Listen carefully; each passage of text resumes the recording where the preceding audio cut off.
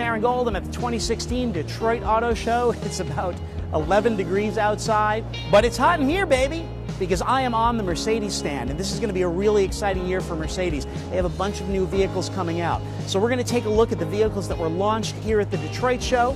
We're going to talk more about what's going on with AMG and dive into the world of Mercedes. Let's say you are a super mega hyper rich person and you say, what am I going to buy this week? A new mansion? Nah, I did that last month. Greece? The residuals are terrible. I know what I'll get. I will get myself a Mercedes AMG S65 Cabriolet. This is the best of the best with a twin-turbo, 621 horsepower V12, pretty much every comfort and convenience feature you can think of. You know, Mercedes stands for something. It is supposed to be the finest of the automobiles, and this is really it. It's big, it's opulent, it leaves you speechless.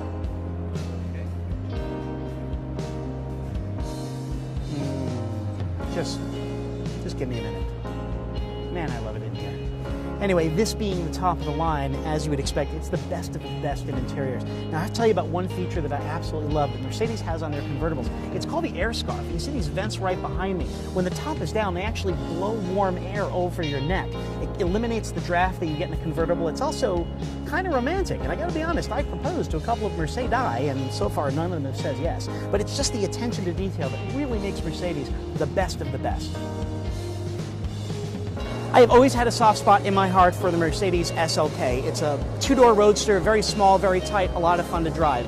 This is the new version, but it's not called an SLK, it is called an SLC. They're kind of in a big renaming binge right now. We're going to get a four-cylinder turbocharged version, 251 horsepower. That'll be the SLC 300. And then we will have the SLC 43, which gets a twin-turbo V6 good for 362 horsepower.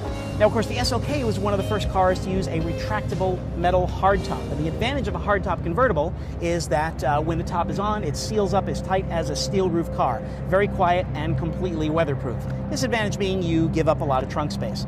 I haven't sat in one of these since I drove an SLK 55 AMG, and that car reminded me of like a cartoon monster. It seemed all normal, and then when you stepped on the gas, its fangs came out and it went, "Arr!" And I am sure that the hot rod version of this is going to be a lot more fun. No longer their best seller, but still one of Mercedes' most significant cars is the E-Class, and it's all new for 2017. They're going high-tech in their engine lineup. You can go with a turbo four-cylinder gas, you can go with a four-cylinder turbo diesel, or you get the plug-in hybrid that is sitting right here beside us. And you can see styling-wise what they've done. Obviously, the car has many cues that are tied to the S-Class. They've also upped the level of technology in the car as well. Inside, the S-Class influence is very, very clear. The dashboard is now two screens, this four-vent motif, that's borrowed from the S-Class. I mean, this is not bad. If I didn't know any better, it's as if they've secretly replaced the E-Class's interior with that of an S-Class. These seats are just supremely comfortable. So Mercedes has some really great active technologies. Their adaptive cruise control is one of my favorite setups. So they have this new thing in the E-Class where if you're in a crash, the car broadcasts a tone that triggers some reflex in your ears that protects your hearing. I mean, think about that. Well, Mrs. Jones, his spleen has been badly injured, but his hearing is going to be just fine. Anyway, I really love how they've taken the E-Class, just kind of moved everything up one level, and this is just wonderful. It's executive level travel. I'm standing here with Brandon Cote, who is the manager of AMG. Now, you're really working on making AMG part of the branding for Mercedes. Can you tell us more about that? Yeah, absolutely. So AMG is the high-performance brand of Mercedes-Benz. Mm-hmm. We've always been all about driving performance, but as we move forward, more and more we are looking to differentiate AMG from the Mercedes lineup, and you see that very clearly with our nomenclature. So historically, the vehicles were known as Mercedes-Benz E63 AMG, for instance. Moving forward, all AMG models will be known as a Mercedes AMG, and then the model, SLC 43, S63, etc. Now, no lawsuits from the Benz family for loss of royalties or anything like that? No, absolutely not. They're still getting all their money.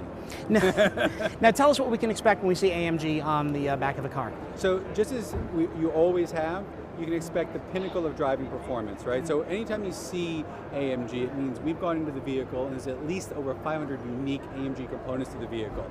Of course, we go in and either put in a new motor, transmission, suspension, brakes, but sometimes we even go as far as to remove some of the panels and replace them with carbon fiber to lighten up the vehicle, give it better driving dynamics. It's all about fulfilling that goal of driving performance.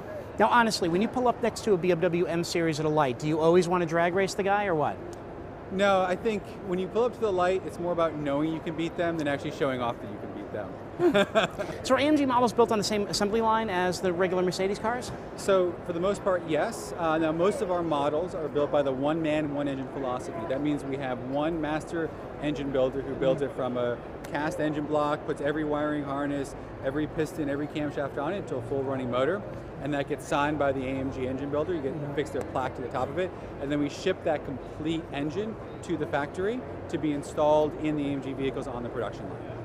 What do you, if the guy calls in sick, do you ever get a plaque that says like engine by Carl, except for the number 3 cylinder head bolts, which were tightened by Bill? No, we have quite a few engine builders, so we're never in short supply. Now, does he get a list of all the problems, any problems that have come up with his engines? No, I'm not going to ask that, because there are never any problems with the Mercedes engines. Well, what it does do, just psychologically, right, it's that engine builder's commitment and promise to the world of the quality and craftsmanship that goes into it. So by the nature of affixing the engine builder's plaque to the top of it, it simply makes it better and makes the engine builders want to perform and always make sure everyone's perfect. Now we know, not so much in this country, but definitely in Europe, Formula One really weighs heavily into Mercedes marketing. How does AMG play into that, and where do you see that influencing the American market? So we hope it influences the American market more and more. We look at the past 2 years, we've dominated F1, it hasn't even been a question. In 2014, we could have stopped racing 2/3 of the way through the season, and we'd already won the Constructors' Championship. So we won Constructors' Championship and Drivers' Championship, both in 2014 and again in 2015, and this year we're expecting the same for the trifecta. Now, if I can ask, how did you get involved with Mercedes-Benz? So, it is the pinnacle in the automotive industry, and I'm a sports car gentleman at heart. All my life I've been into sports cars, so to have the opportunity to run the AMG division here at MB USA is a dream come true. See, now that's the difference between Mercedes and other cars. Any other manufacturer would say, I'm a sports car guy. You're a sports car gentleman. What was the first AMG that you ever drove? So I would say the first one I was very privileged was actually the SLS. So for that to be my first one, obviously I was just sucked in. But my favorite one is either the GTS or the E63 S-Wagon. I was just going to tell you that's my absolute favorite. A few years back, I reviewed an older E63 AMG wagon, which was blue with a tan interior and a roof rack. And I loved it because I'd go down the street, and then I would see a cop slow down, and the cop would be going like this. What is it? And there's my little wagon that would just go right by. Well, to have a wagon that goes 0 to 60 as fast as a 458 Italia, it's pretty impressive. Anything that makes the children throw up, I think, is brilliant. What has been the most challenging car to AMG eyes?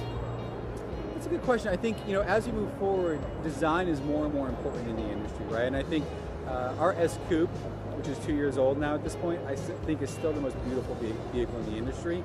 And I think, especially with the new facelift of the SLC, all of our vehicles are quite beautiful and really set the benchmark for design in the industry. Now it seems like, now I live in Los Angeles where you can't swing a cat without hitting 57 Mercedes. That's only an expression. No cats were actually harmed in the making of this interview. Anyway, a lot of people seem to buy the AMG models because it's simply the best of the best, not just for the performance, but because it's the, you know, they go in and they say, give me the best one you have. How does that influence the design of AMGs? Well, it influences, for us, it's all about form following function, right? So first and foremost, we've had to carry both the high performance aspects of the Mercedes brand as well as what you're talking about being the pinnacle of the luxury side as well. Now that we've reintroduced the Mercedes Maybach brand into the portfolio, we can now let Maybach kind of carry the ultra luxury side of the brand for those customers that are simply looking for the most expensive, most exclusive product, and allow us to focus even more on the performance side of the brand. Thanks for joining us here at the North American International Auto Show. That's Detroit to its friends. I'm Aaron Gold, and I'll see you next time.